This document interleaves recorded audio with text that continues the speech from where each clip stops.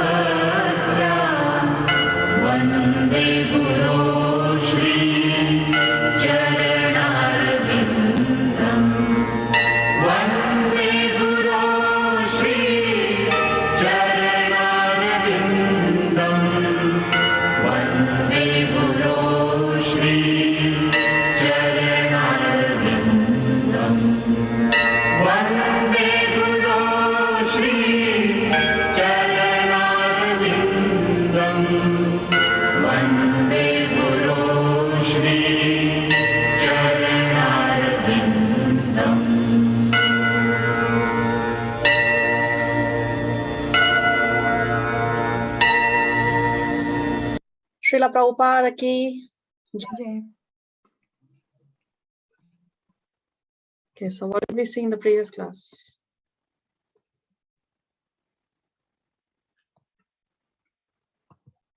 We are on chapter 13. 13 titled Nature, enjoy, and consciousness. Nature, yeah, the nature, the enjoyer, and consciousness. So as we discussed previously, this is considered to be the most technical chapter of the Bhagavad Gita.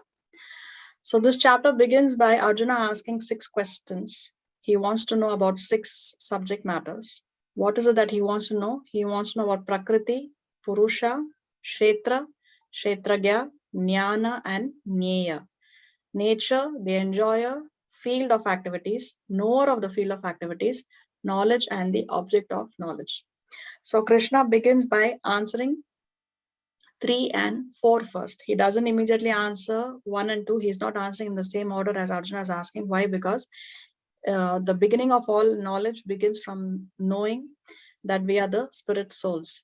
So therefore, Krishna is answering 3 and 4 initially. So what does he say? That Kshetra, or the field, is the body, and it's in this body that we are performing our activities. So the field is our body, and the knower of the field, Krishna says in the second verse, is the individual spirit soul. Then in verse 3, he goes on to say that he is also the knower in all the bodies. So there are 2 knowers, the individual soul and the super soul. What is the difference between both of them? The individual knower of the body knows only his body, but the super soul knows all the bodies. So one is the super knower. Both are not equal. And then Krishna partially answers his 5th question about jnana. What does he say? He says that what knowledge is to know the body and to know the 2 knowers of the body. That is knowledge, Krishna says in verse 3. Now verse 4, Krishna is presenting what is it that he is going to present in the rest of the chapter. So shloka 4 is like a summary of what is going to come ahead. So he proposes to explain 5 things. Then in text 5, Krishna tells about what he's going to speak and what he's already spoken. All that is already mentioned in the Shastra. So of course, Krishna is God. So whatever he says becomes the Shastra. It is the Shastra. He doesn't have to follow any Shastra. He is beyond all rules and regulations. But still, because he's taken up the role of a spiritual master, he's telling Arjuna that, look, what I'm saying is also there in the Shastra. And this is what a spiritual master also does. A bona fide spiritual master simply repeats what is written in the Shastras. Now, not sometimes, but many times, we may hear so many things from our spiritual master that we feel that is not there in the Shastra. Ye Shastra mein kahan likha hai? But now we should not think that the spiritual master or the Acharya is saying something that is not written in the Shastra. Just because the bona fide spiritual master says something, we have to understand by default that yes, it is there in the scriptures. Now, where it is written, we may not immediately find out or come to know, because first of all, we have not read all the Shastras. Secondly, all the Shastras are not available to us. And thirdly, we are very less intelligent. One is always a fool in front of the spiritual master. So because the spiritual master says, we know that it is there in the Shastra. Like that, we say Srila Prabhupada many times, he writes in his purport. He purports the translation also. Later, we see the evidence of this is there elsewhere in the Shastra. So one may think, why does Prabhupada do that? Prabhupada does it because a devotee of the Lord is more merciful than the Lord. So this experience many people have had. I was reading reading about a class that was given by His Holiness Giriraj Maharaj, and he was saying that what Prabhupada told him at the time of initiation, it took him 20 years to realize the real purport of what Prabhupada has said.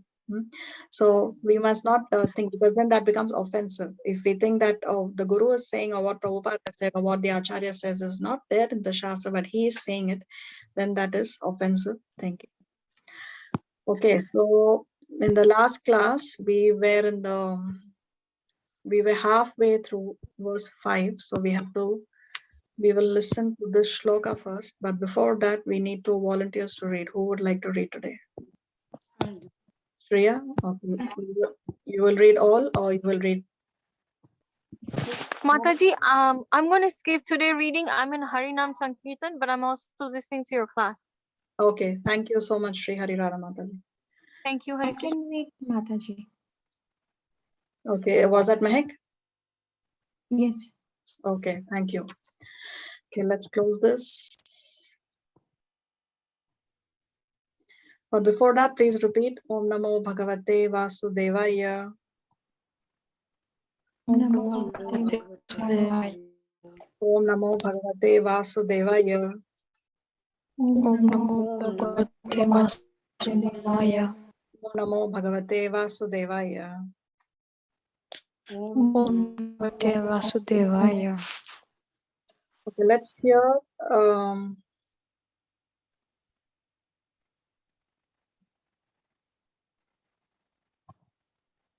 the 5th shloka before we can proceed. 1 second. I have a lot of problems with my media player today.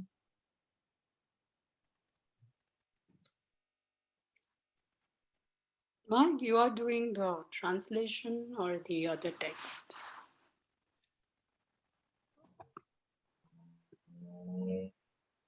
I can do whatever you prefer. You can take the lead. Okay, I'll do then the other text. Okay. Okay.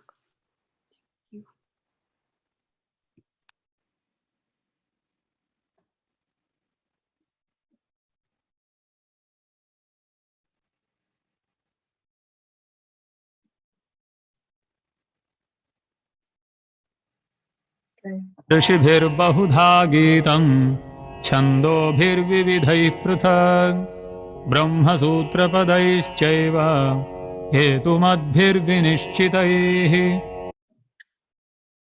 So this, what we saw in the previous class,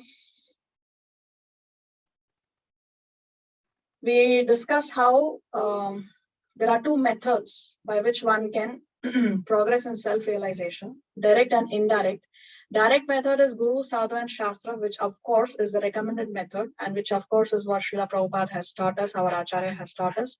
The indirect method, Vyasti and Samasti. So we've already discussed Vyasti and Samasti in detail in the previous class. Vyasti is from individual to universal. By studying the drop of the ocean, we conclude about the ocean. So from the individual to universal is Vyasti system, and Samasti is the opposite, from the universal to the individual. Now in this Vyasti system, there are certain sheets or coverings of consciousness. Annamaya, Pranamaya, Jnanamaya, Vijnanamaya, and Anandamaya. So we had to discuss these 5 sheets in detail. This is where we stopped in the previous class. So let us see what are these 5 coverings of the consciousness of the living entity.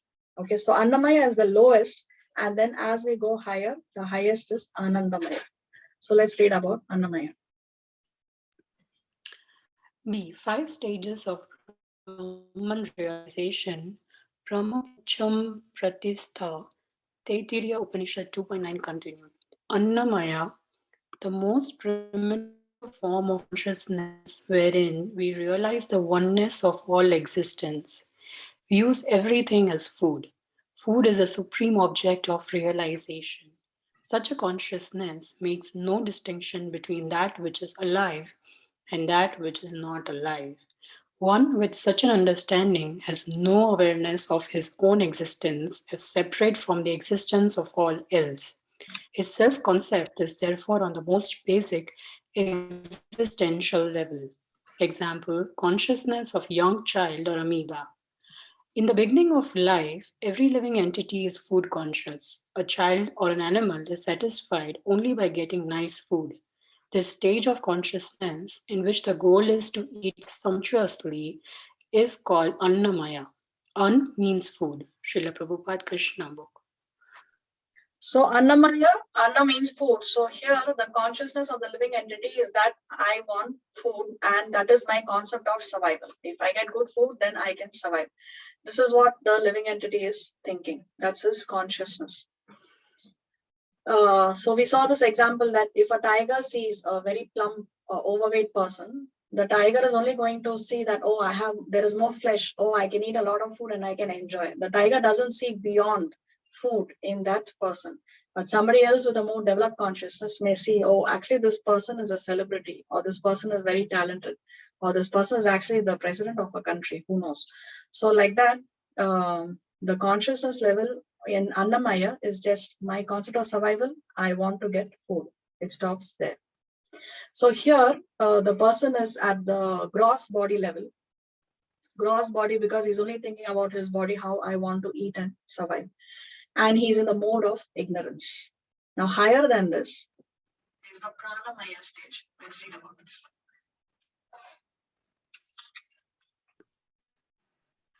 Pranamaya, realizing the supreme absolute truth in living symptoms or life forms. One seeks to preserve his life. When we come to the stage of Pranamaya, our consciousness advances to an awareness of and an identification with our own active life symptoms. We thus see the external world according to the unifying principle of survival. Again, this realization or level of self-identification is provided by the absolute truth. Materialistic human society more or less exists only on this primitive level of realization. After this, Annamaya, one lives in the consciousness of being alive. If one can continue his life without being attacked or destroyed, one thinks himself happy. This stage is called Pranamaya or consciousness of one's existence. So here the consciousness is a little more evolved.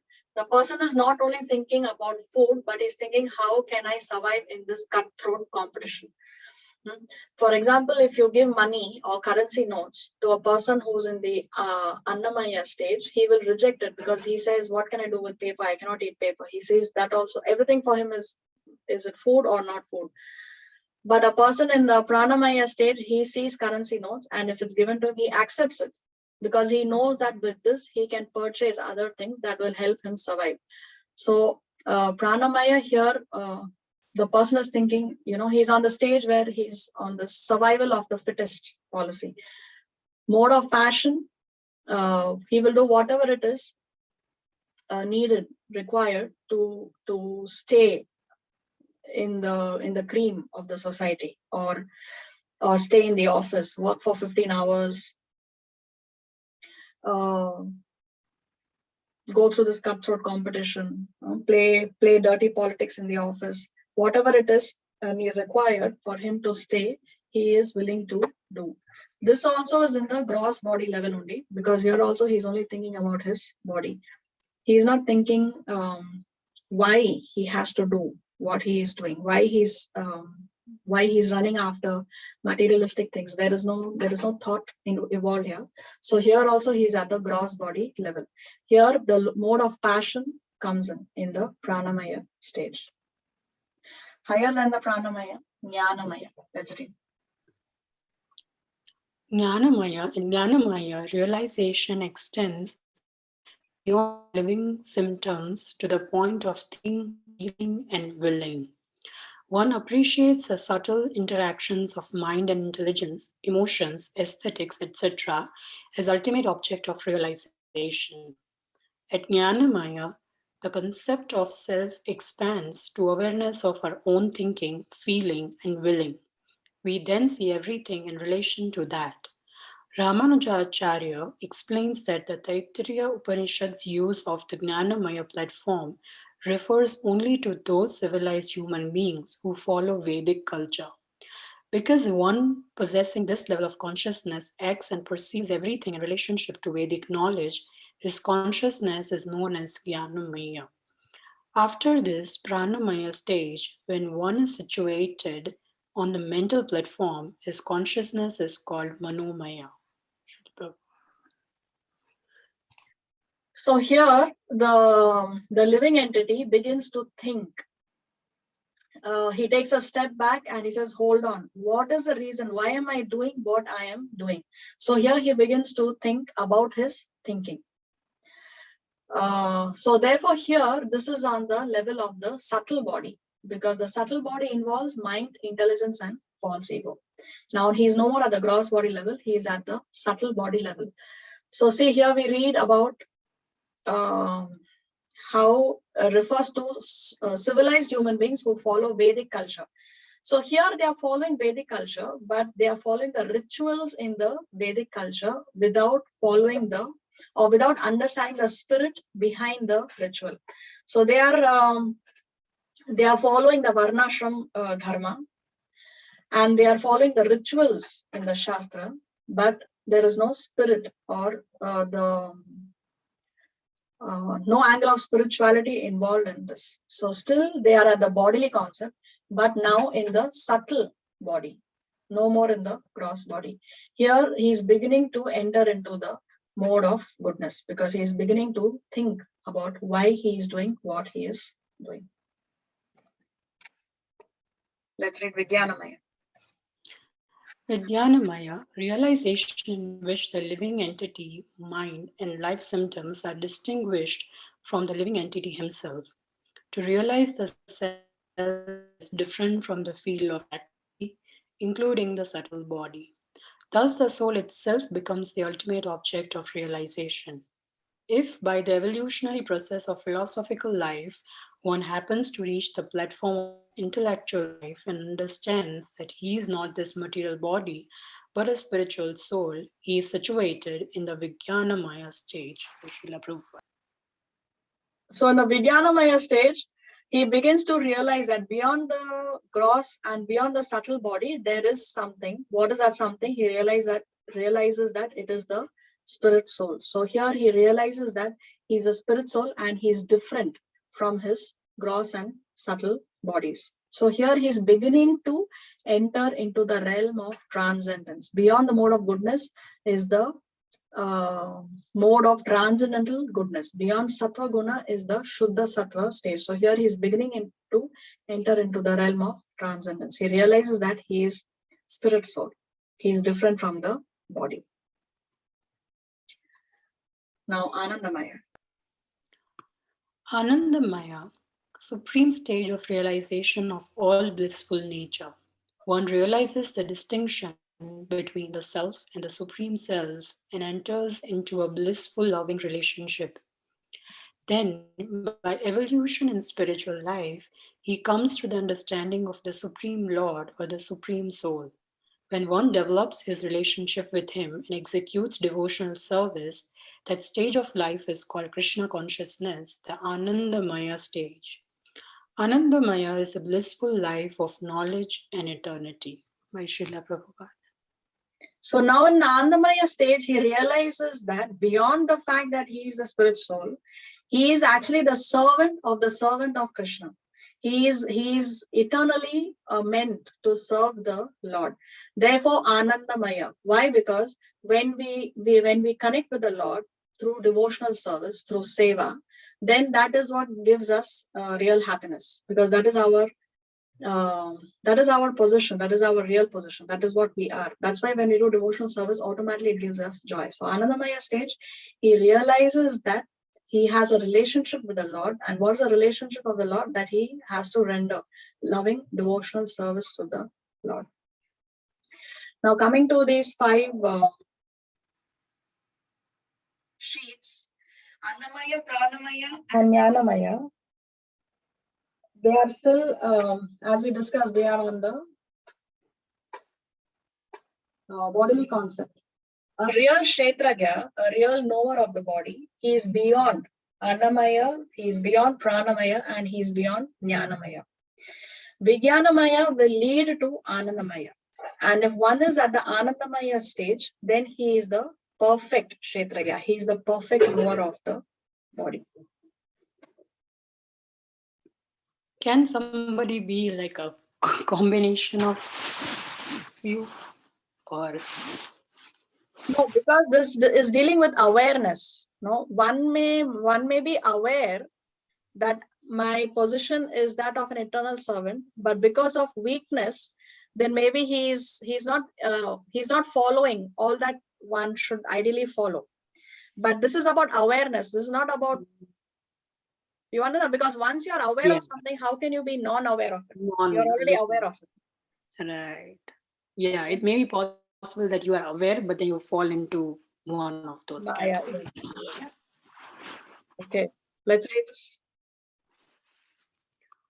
The materialistic civilization is primarily situated in these 3 stages, Annamaya, Pranamaya, and Manomaya. The first concern of civilized persons is economic development. The next concern is defense against being annihilated, and the next consciousness is mental speculation, the philosophical approach to the values of life. As long as the living entities are situated in the lower 4 stages of life, Annamaya, Pranamaya, Manomaya, and Vijnanamaya, they are considered to be in the material condition of life.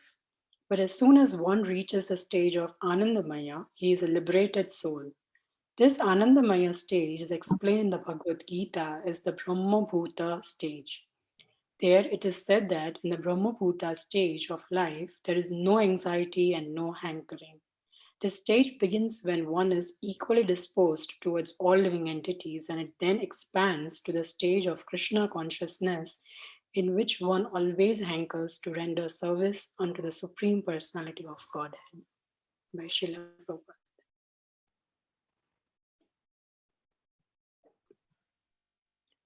Let's see, relationship of 5 above mentioned stages in terms of Kshetra and Kshetragna. Kshetra includes gross body, Anandamaya and Pranamaya, subtle body, Jnanamaya. Kshetragna includes individual soul, which is Vijnanamaya, and supreme soul, which is Anandamaya. So this is a relationship. Why Prabhupada mentions this in the purport. So why? Because this is the connection. Kshetra and Kshetragya is the question by Arjuna, and Krishna is answering it.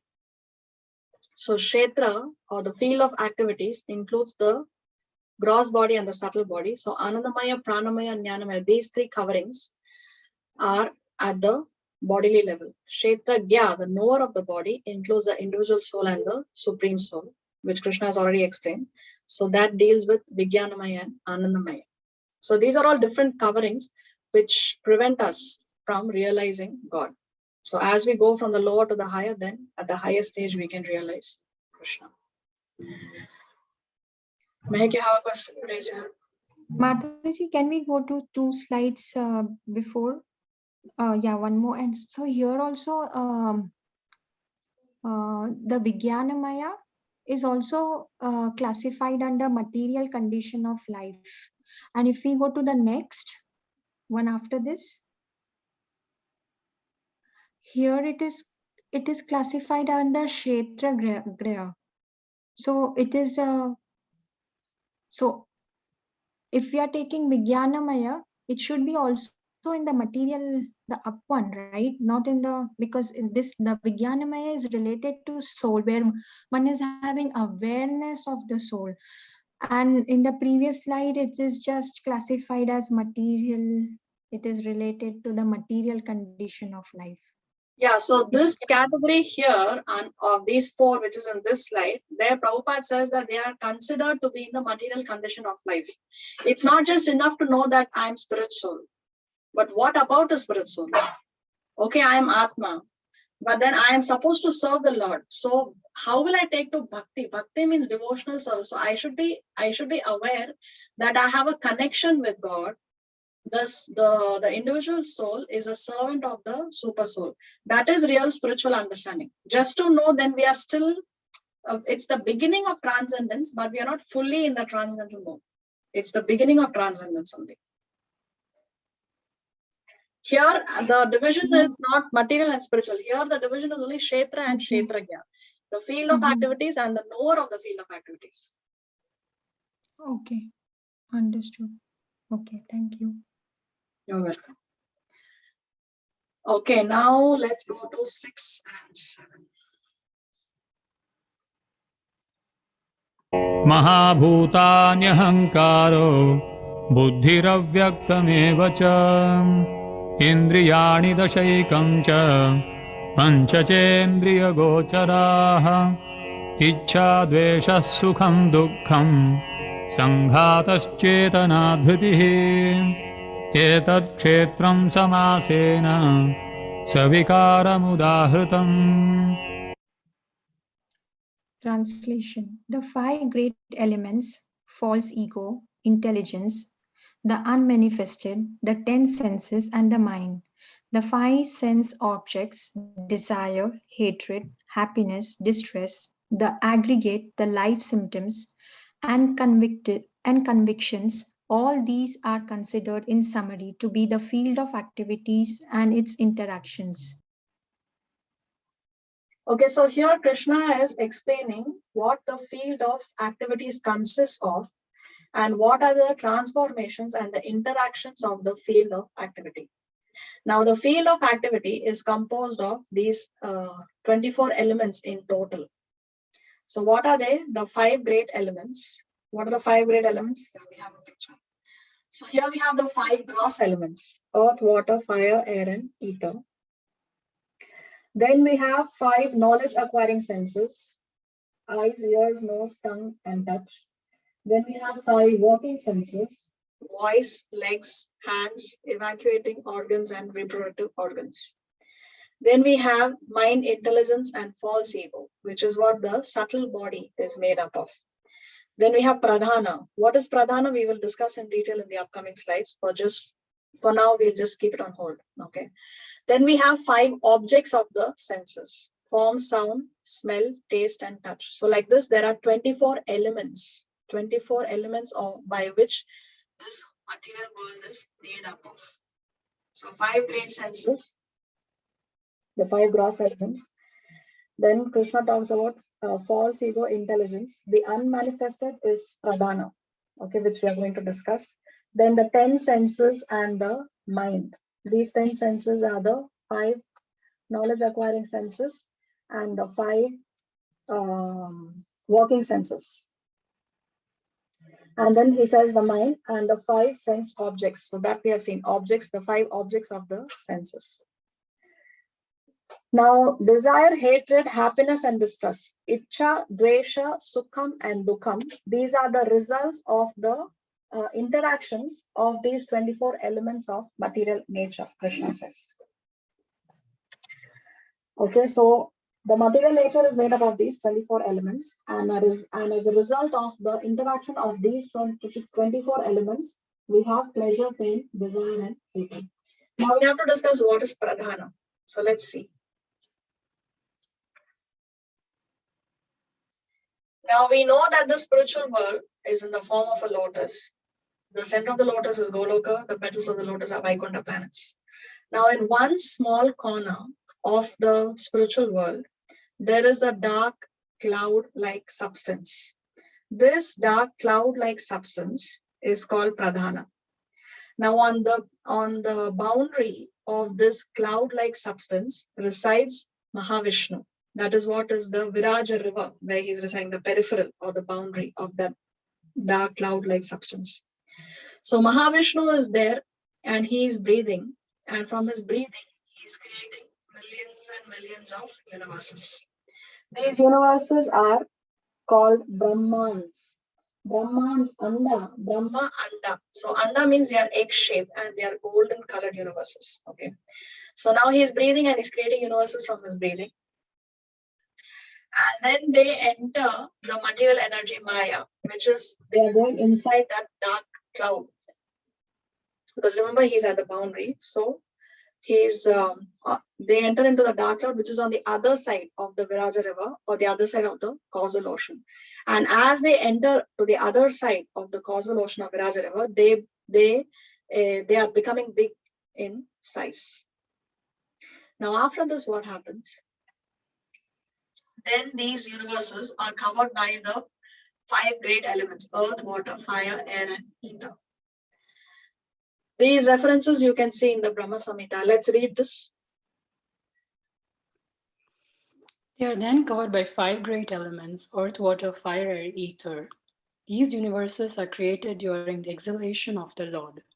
Reference: nevertheless, by the creative desire of Mahavishnu, the minute particles of the great elements, which are constituents of the mundane, efficient, and material causal principles, envelop them. When those golden sperms, coming out with the exhalation of Mahavishnu, enter into the unlimited accommodating chamber of the limited potency, Maya, they become enlarged by the non-conglomerate great elements from Brahma Samhita 5.13.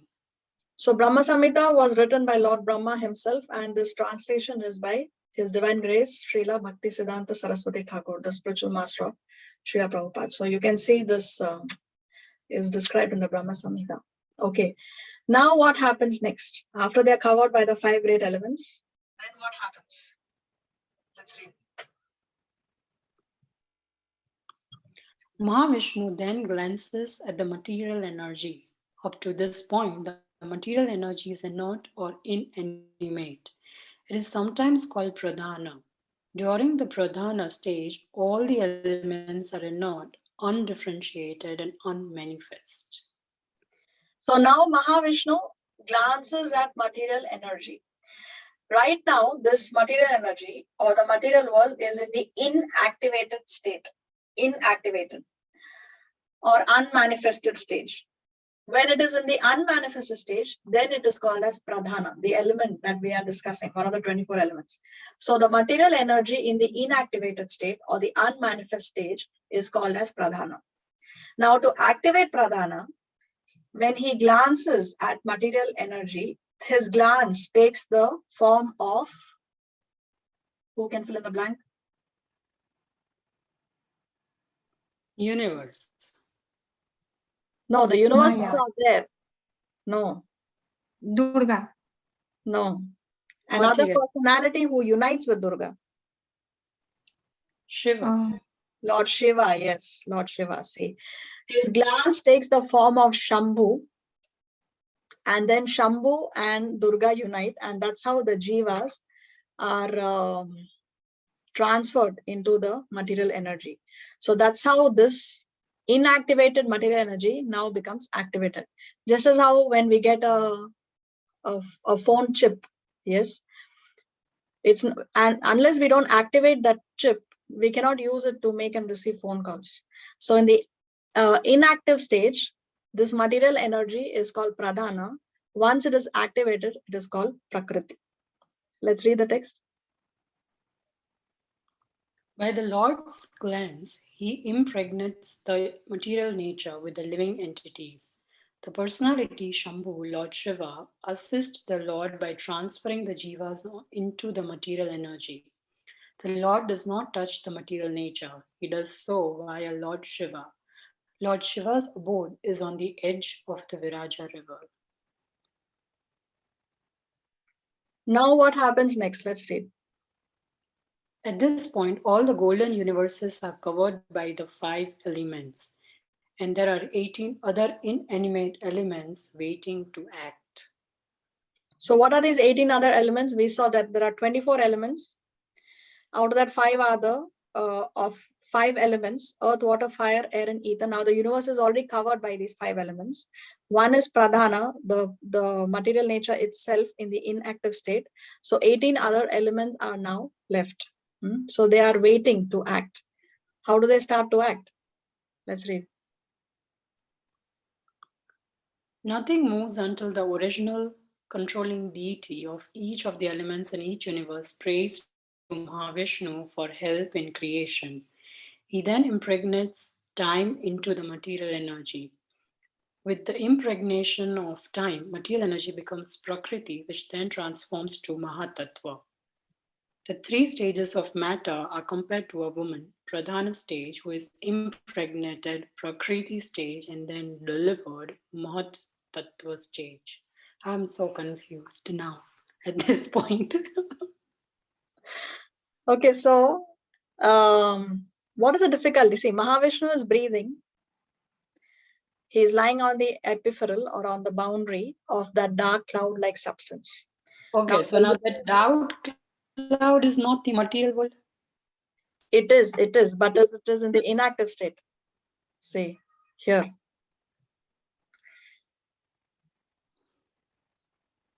So Okay. when he breathes and the universes go in on the other side of the Virajara, which is inside the dark cloud-like substance, then he has to activate it. So he activates it by glancing.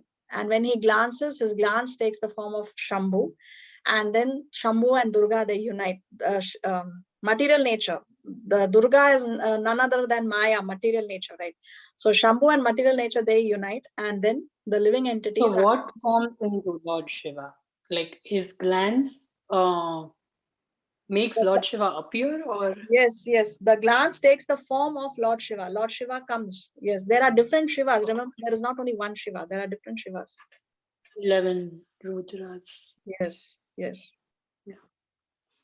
Okay, yeah, sorry, continue.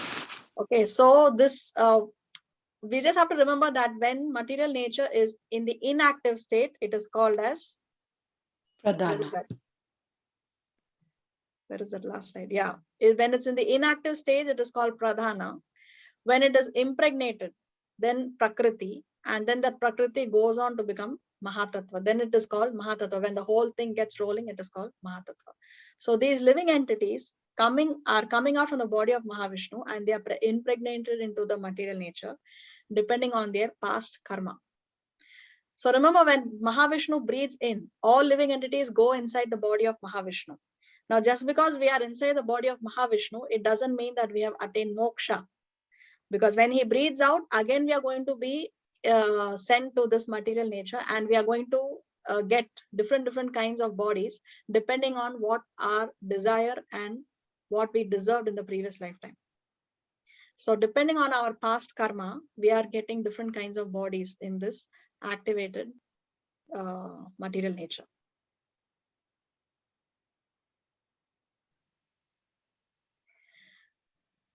So we saw Krishna speaking about how Ichha, Dvesha, Sukham and Dukham, desire, hatred, happiness and distress, is a result of the interactions of those 24 elements. Okay, so now let's just discuss desires.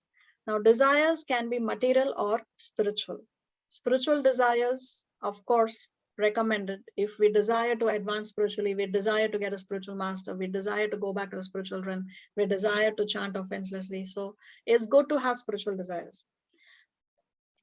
So now material desires, we get material desires in connection with material energy. Okay, so if we are in the mode of ignorance, if we are in the mode of passion, then we have certain kinds of desires. Or if we are associating or we are eating certain kinds of foods, then that also influences our desires. So we know from where we get our material desires. But where do we get spiritual desires from?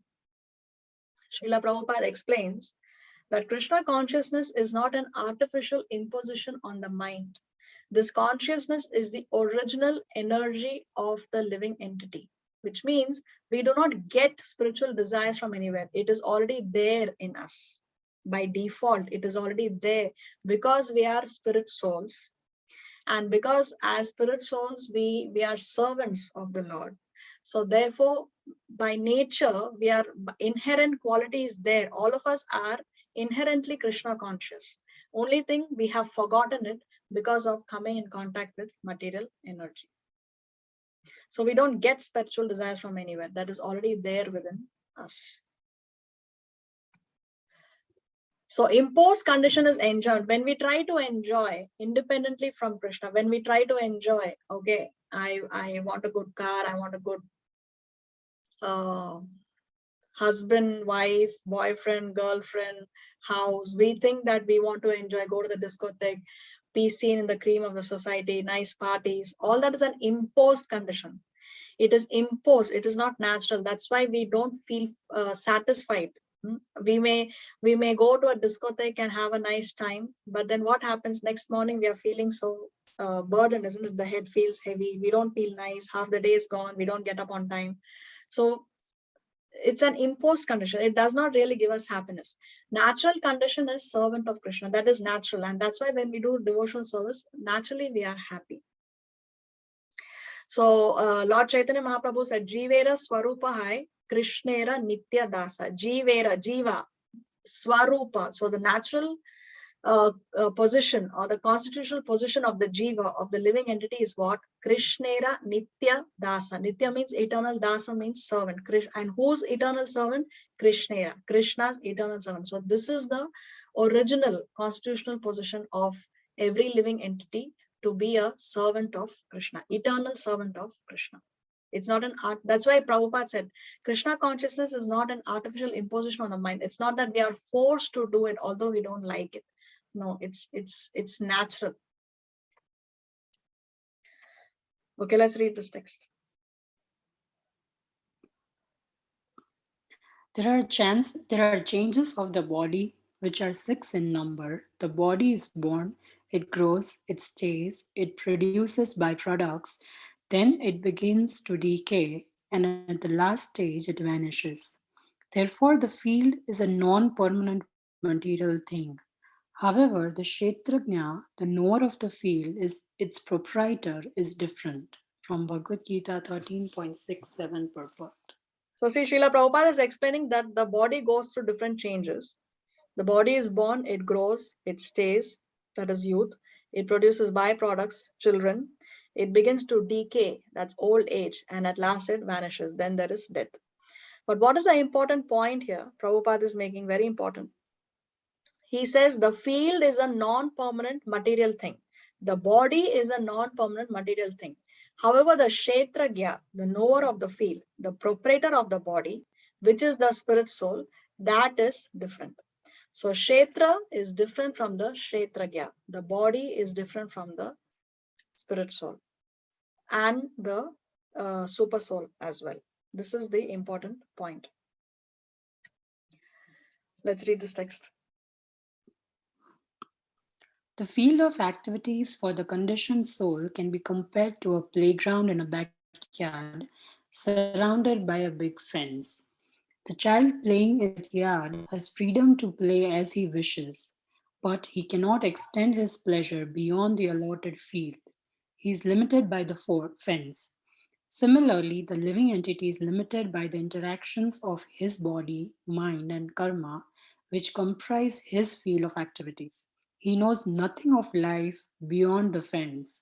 Similarly, the living entity, according to the limitations of the mind he has received through his karma, cannot see beyond his limited field of activities. Every living entity's kshetra is arranged by his karma through the agency of Maya. Krishna, therefore, is not partial because, as a super soul, the knower of all kshetras, he simply sanctions the awarding of each living entity's field of activities. So how do we get the field of activities? How do we get the body? How have we got this current body that we now have based on our past karma?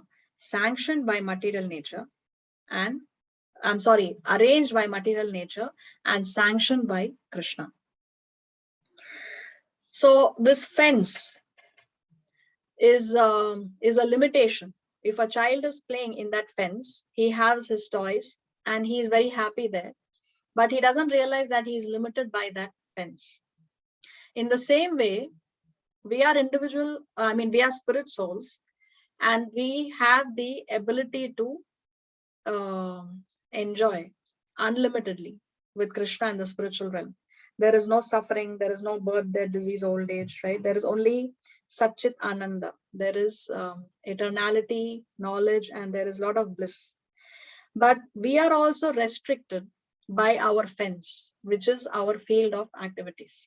Because we have a particular kind of body, we can only enjoy to a certain extent, partially, minutely, but we are restricted by the fence. We are restricted by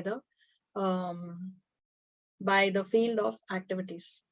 For example, if there is a very wealthy man, but he is in jail for some reason, now the ability to purchase whatever he wants is there because he has a lot of money, but he still cannot buy because he's restricted. He's in the prison house.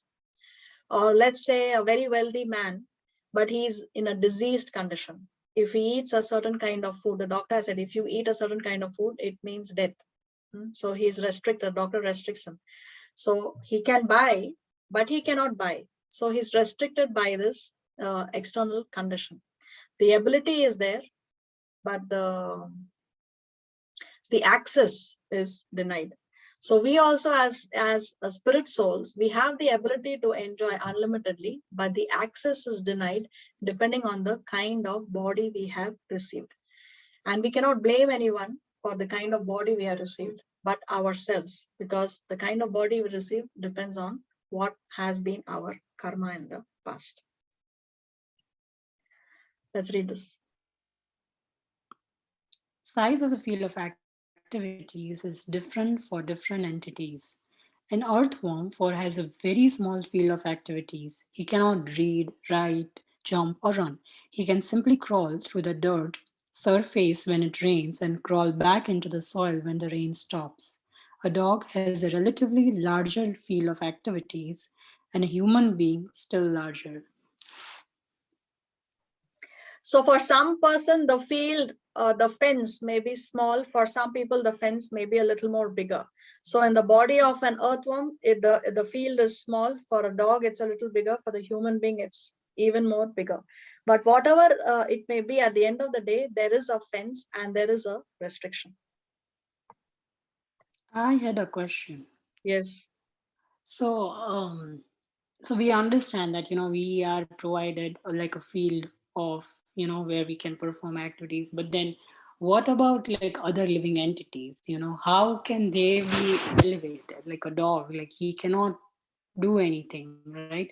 An earthworm cannot do anything. So how they can have like in their next birth, how can they be elevated to superior level?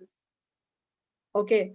So the rule is that one has to go through these 8,400,000 species, one after another, after another, after another. You cannot skip.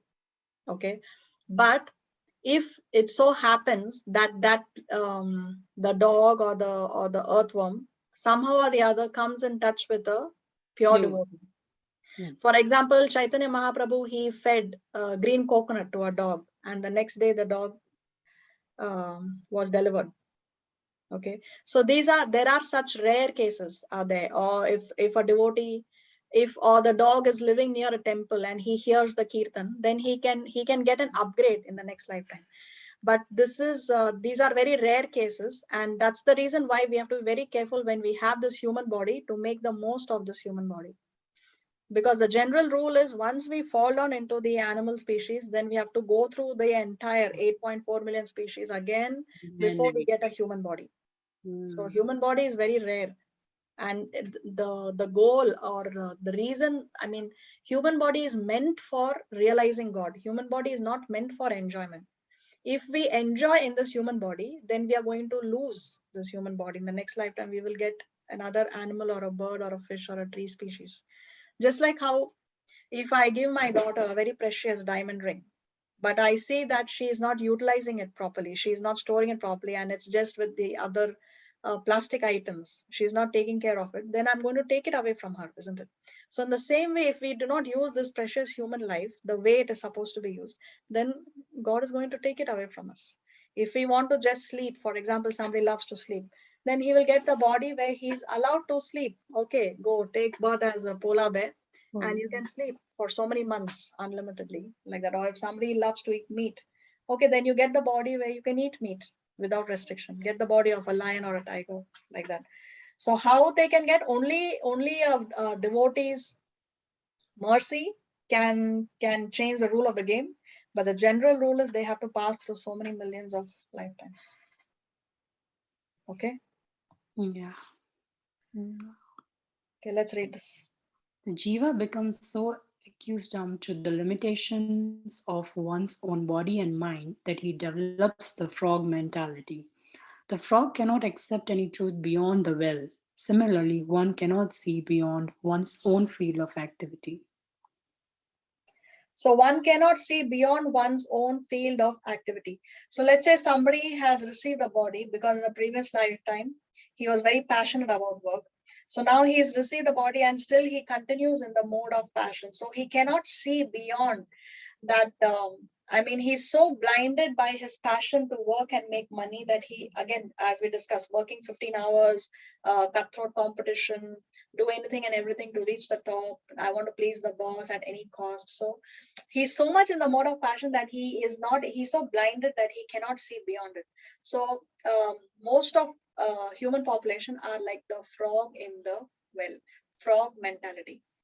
Let's see Srila Prabhupada, he speaks about this in this video.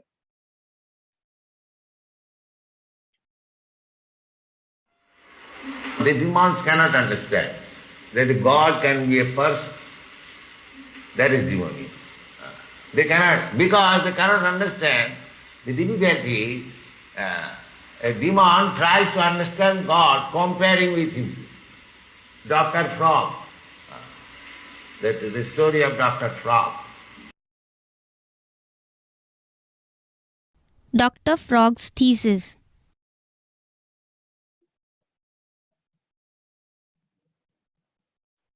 Not far from the ocean, there lived a frog in a well.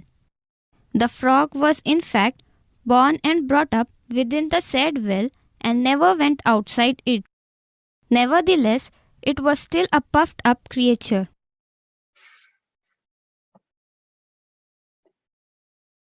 I am the sole proprietor of the well.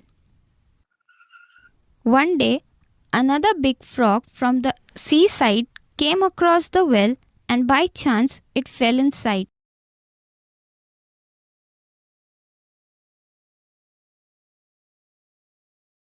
There seems to be a new prey. Let me try on it.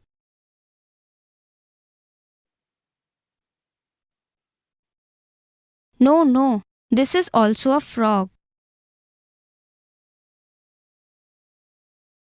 The resident frog asked the newcomer,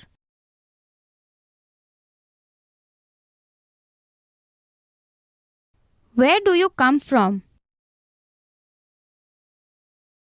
"From the seaside."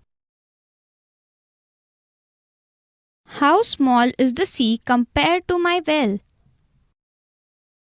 Dr. Frog is trying to understand Atlantic Ocean, comparing with his 3 feet well. That's all. When he is informed that there is Atlantic Ocean, he is simply comparing with his limited space.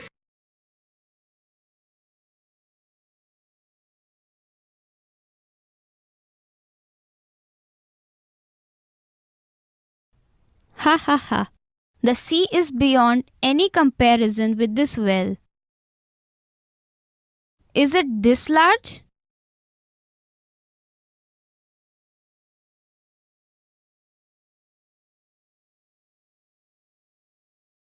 It may be 4 feet, or it may be 5 feet, it may be 10 feet, because he is within 3 feet. His friend informed, "Oh, I have seen a reservoir of water, vast water." So that vastness is just congested. How much the vastness may be? My well is 3 feet. It may be 4 feet, 5 feet. Now he is going on. But he may go on millions of feet, still is still. That he doesn't. This much big? Impossible. Nothing larger than this can exist. Please make an effort to look about this well and see how large the ocean actually is. Therefore, atheistic persons demand, they think in their own way that God, Krishna may be like this, Krishna may be like this, Krishna may be like this.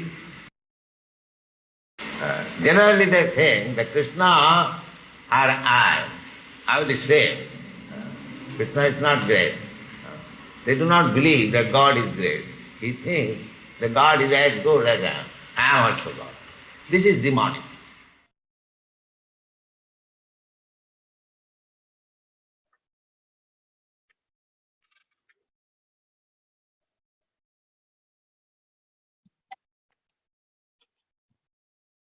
Okay, so as Srila Prabhupada has explained the frog mentality, we all have certain bodies, and because we are so accustomed to the body that we have, that we are not able to understand that beyond this there is a spiritual body in which we can get unlimited happiness.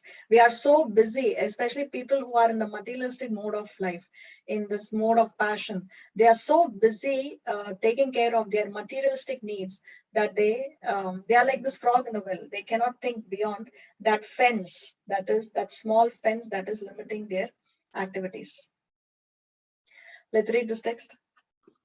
A wealthy child will possess many toys with which he can play in his yard, but he is still restricted by the fence.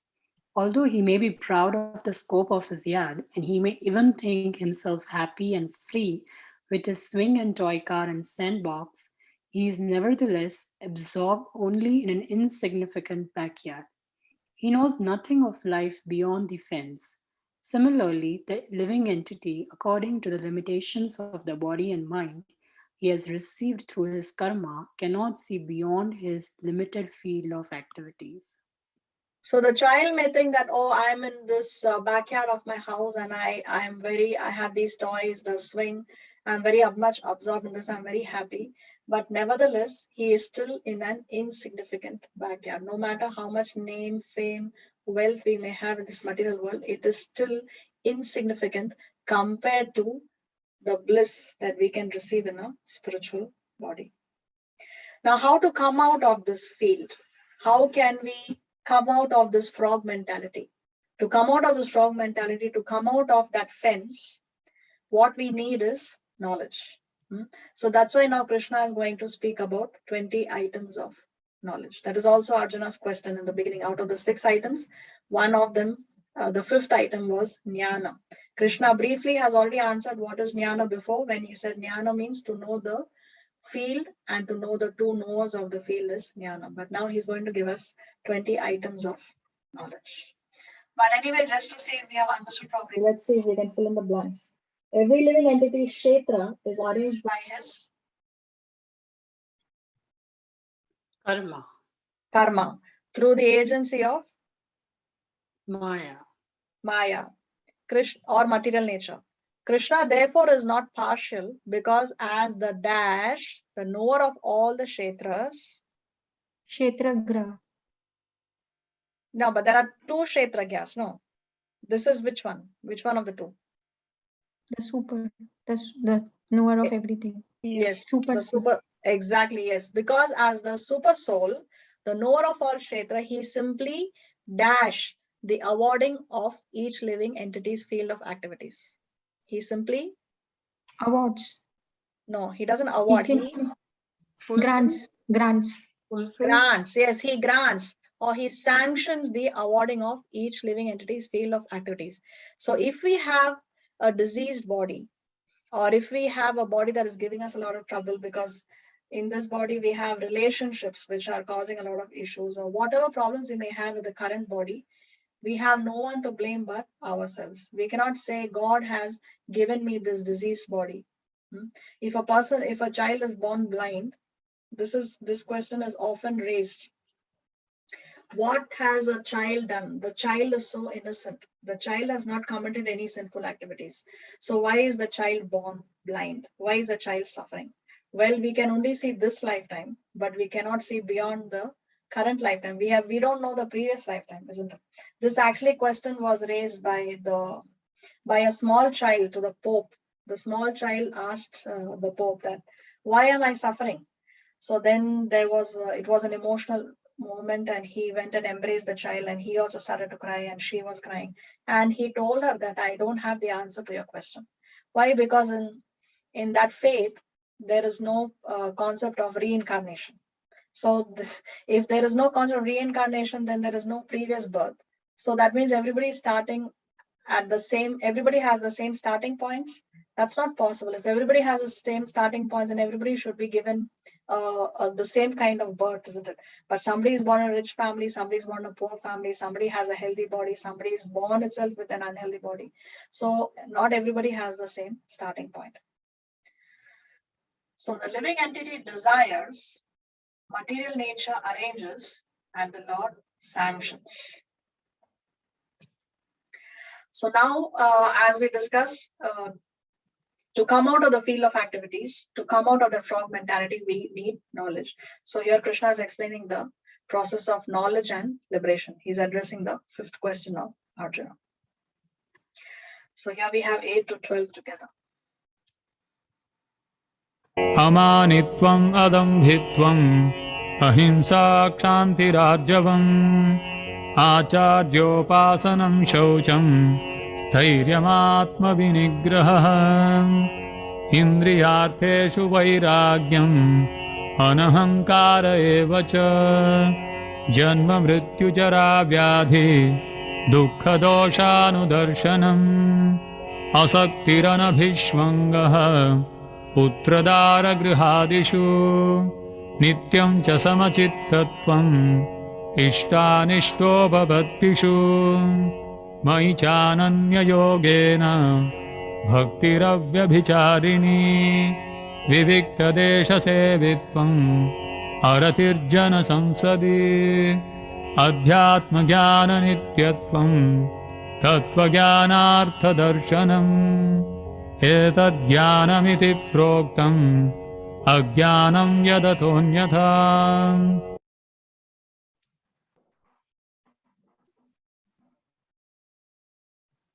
Translation: humility, pridelessness, non-violence, tolerance, simplicity, approaching a bona fide spiritual master, cleanliness, steadiness, self-control, renunciation of objects of sense gratification, absence of false ego, the perception of the evil of birth, death, old age, and disease, detachment, freedom from entanglement with children, wife, home, and the rest, even-mindedness amid pleasant and unpleasant events, constant and unalloyed devotion to me, aspiring to live in a solitary place, detachment from the general mass of people, accepting the importance of self-realization, and philosophical search for the absolute truth.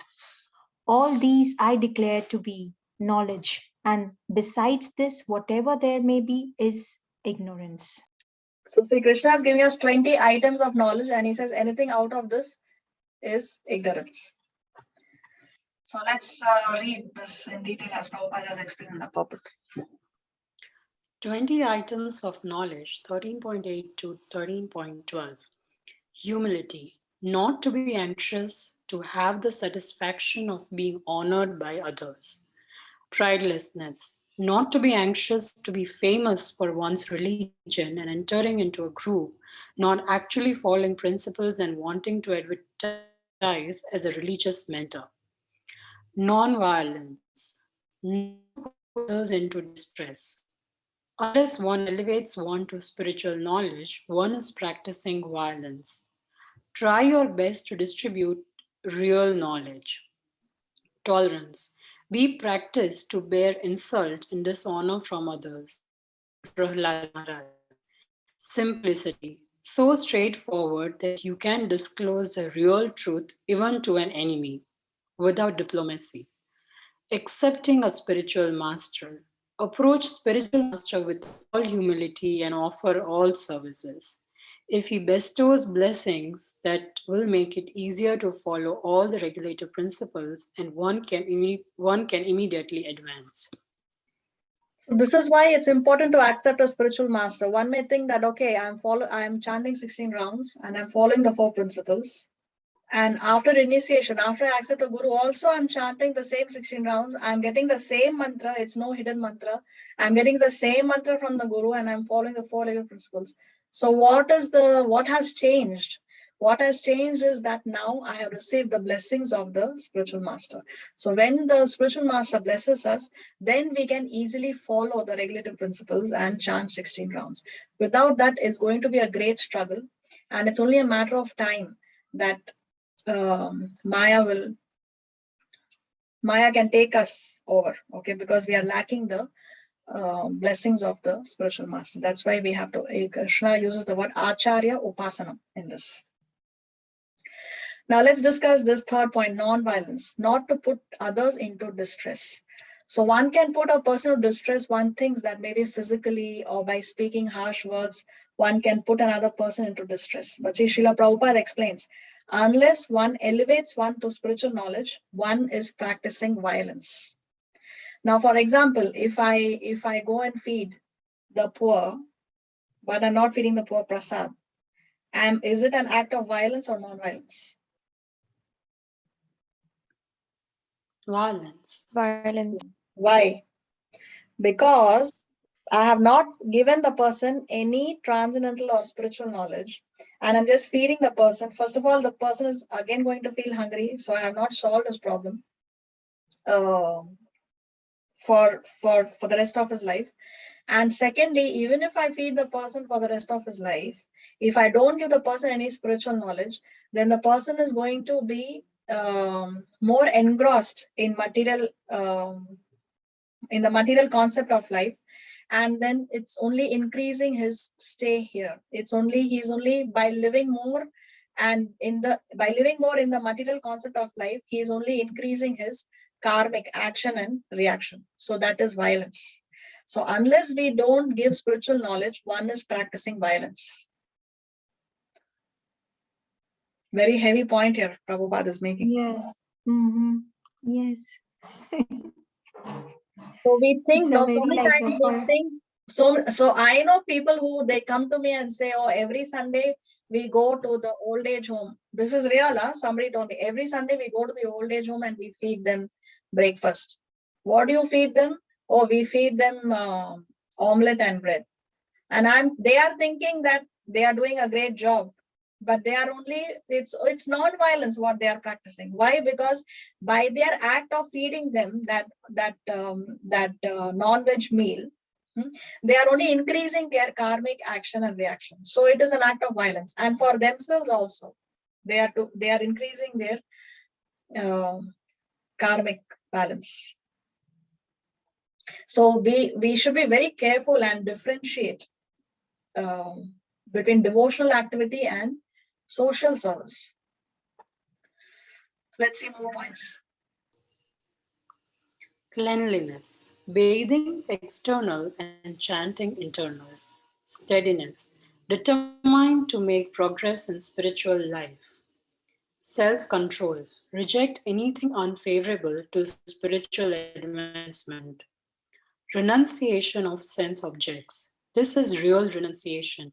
Not cater to unnecessary demands. Cater the demands only to keep body fit for devotional service. How to control. Engage by a systematic regulation, especially chanting Hare Krishna and Prasadam. Absence of false ego. Reject. I am this body, mind, etc. Except I am a servant of Krishna. Perception of evils of birth, death, disease, old age. Must regularly hear about these topics from the proper source. living in the association of devotees. So profession of evil of birth, death, disease, and old age. Very important point. For example, if somebody is working at his office and he's working on a presentation, which has to be presented the next day, and now he's informed that you are going to die within 4 hours. Now, if he's a sane person, he's not going to continue working on that project because he wants that his boss appreciates him, or because he wants that his boss tells him that yes, you deserve a promotion, right? He's a regular sane person is not going to continue working on that project. So we know, yes, that death is going to strike us. We see so many of our near and dear ones, people around us, leaving the body, passing away. But still we continue to live as though it will not happen to us. We are not able to perceive the evils of birth, death, disease, and old age. We know that death is going to knock at our door sooner or later. Still, we continue to live our lives as though, oh, that's for later. Spirituality is for later. Afterward, we can do it. We always put spirituality for later, and we give more importance to our immediate materialistic desires. We see we are in the material world and we do have material needs. That's fine. We have to take care of our material needs. But how are we going to prioritize? We first prioritize, we put our spiritual life first, and then we put the rest later. We should not put the spirituality for the last. That's how most human population prioritizes, isn't it? So we should learn to prioritize properly, because there is no greater reality than the fact that death is going to strike us, irrespective of whether it is pessimistic or optimistic. It is realistic thinking that death, that is the ultimate reality. It is going to happen, whether we like it or not, whether we accept it or not. So we have to work towards our final exam. Just as how a student, he knows that the date is going to come when he has to give the final exam, so he has to study. If he doesn't study, then he cannot do well in the final exam. In the same way, if we do not practice spirituality, we cannot pass the final exam called death. So perception of the evil of birth, death, disease, and old age. See the point 10, renunciation of sense objects. Cater the demands only to keep body fit for devotional service. So yes, we have material demands, we have material needs. We have to eat, right? We need a good place to stay. We need a peaceful mind. If we want to engage in devotional service, we need. So yes, we have to take care of our children. It's okay, but you keep body fit for devotional service. So we cater to our demands because we want to keep the body fit for devotional service. Because if we don't have a healthy body, then how are we going to engage in devotional service? That is also important. So a devotee takes care of the health or caters to the demand of the body for this reason. More points. Detachment, be ready to sacrifice everything for Krishna. No entanglement with wife, children, etc. Affection is natural. Renounce if not favorable for spiritual advancement. Example, Arjuna is asked to renounce family connections. Even-mindedness, not elated or distressed at material gain or loss, possible by performing unbreakable devotional service. Unalloyed devotional service, Ananya Bhakti, engage in 9 processes of bhakti, aspiring to live in a solitary place, not desiring to mix with materialistic men, living in the association of devotees. So living in a solitary place doesn't mean that I have to go and stay in a place where nobody is around. No, it means that don't associate with materialistic people and associate with devotees. More points. Detachment from general masses. Give up unnecessary sporting, cinema going, social activities, and such wastage of time. Accepting the importance of self realization. Be established in the philosophical conviction that service of the individual soul to the Supreme Soul is eternal, nityam. So, bhakti or devotional service is eternal and is required to realize Bhagavan, the last word in the realization of the absolute truth. Philosophical search for the absolute truth. Rejection of useless research or philosophical topics like sex life, etc. research into the nature of soul by philosophical discretion. So rejection of users research on philosophical topics. Now, I was just researching last night about the scientific, just Google it, no, weird scientific researches, and you will be shocked to see what kind of research the scientists are working on, spending so much time, so much intelligence, so much energy, and so much money on unnecessary research. What is the need for all that useless research? For example, one of the things that I read last night was a scientist is studying, or he has already studied, what if the entire earth was a large bunch of blueberries? Then what would happen? So he's coming to conclusions. Then the gravitational pull would be less because the earth is much more dense than blueberries because blueberries have more water content. So he's giving a whole list. What is the need for all that for all that research? It makes no sense. So philosophical search for the absolute truth is important, not other unnecessary subject matters. So here is a summary. These are the 20 items of knowledge that Krishna has listed in this section. What do you think is the most important? By which, by developing that quality, by developing that item, then all the other 19 items automatically can be developed. Which is that one? Yeah, number 20. Absolute truth. I didn't understand anything. Number 20. Yeah. Number 20. Okay. Everybody agrees to that? For me, it is, I don't know. According to me, it is self-control. 9. Self-control. Okay. Now, is it number 6? Number 6, approaching a bona fide spiritual master. Okay. Is there anything? Sorry, 16. 16. Now you got it. Constant and unalloyed devotion to Krishna. Now, if we have this item 16, if we have Ananya Bhakti, then automatically we have all other 19 items, including approaching a bona fide spiritual master. Because it is a spiritual master who has taught us how, or given us a blessing and given us the ability to develop that pure bhakti. He has planted the Bhakti Lata Bij. He has planted the seed of devotional service, which we have watered. And that's why the Bhakti Lata Bij, or the what do you call it? There is a particular word I forgot. Okay, anyway. So when we develop unalloyed devotion, then automatically we have all other 19 qualities: humility, pridelessness, non-violence, tolerance, simplicity, approaching a guru, cleanliness, everything is automatically there. But if we do not have 16 and we have the other items, then they are just decorations on a dead body, or jewelry put on a dead body. Very nice, but it's on a dead body. What is the use of being humble? What is the use of being tolerant or simple or clean or self-controlled or having no false ego? What is the use of all that if there is no bhakti in the heart? But if you have bhakti, then it's considered by default that you have all other 19 items. There is also a Bhagavatam verse to prove this. Let's read the translation.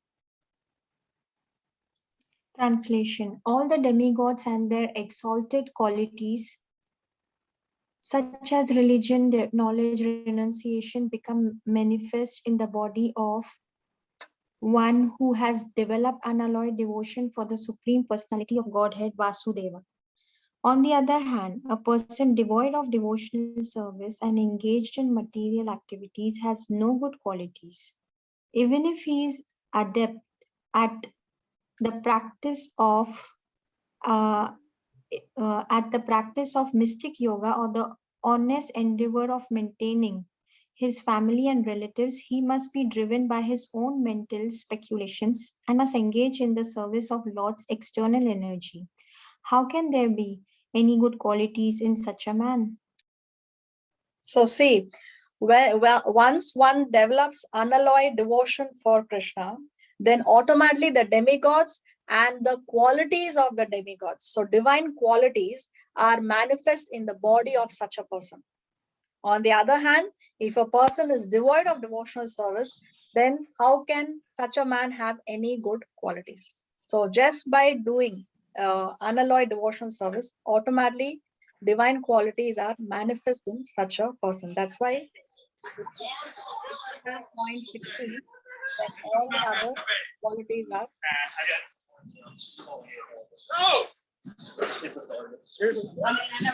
Whose microphone? Okay. All right. So with this, we come to the end of this section. We will continue in the next class. Srila Prabhupada. Jai. Jai.